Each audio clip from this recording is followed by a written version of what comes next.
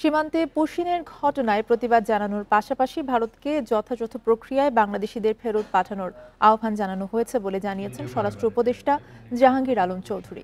এই ঈদে জামা জুতো অ্যাক্সেসরিজের ডিসকাউন্ট। সকালে রাজশাহী কারা প্রশিক্ষণ কেন্দ্রে বুনিয়াদী প্রশিক্ষণ কোর্স সমাপনী অনুষ্ঠানে যোগ দেন স্বরাষ্ট্র উপদেষ্টা। এই সময় তিনি বলেন, সীমান্তে নিরাপত্তার কোনো ঘাটতি নেই, যে কোনো পরিস্থিতি মোকাবেলায় প্রতিটি বাহিনী প্রস্তুত আছে।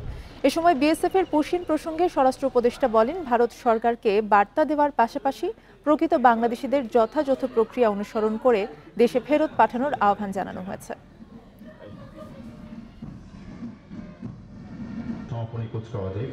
সীমান্তে কোনো ধরনের নিরাপত্তার কোনো অভাব নেই।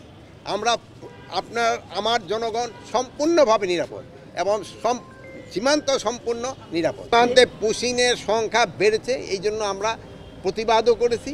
বাট যারা আমাদের দেশি, আমাদের বাংলাদেশি, যেহেতু আমাদেরই ভাই, তাদের ক্ষেত্রে আমরা বলছি ভারতকে যে তোমরা প্রপার চ্যানেলে পাঠাও।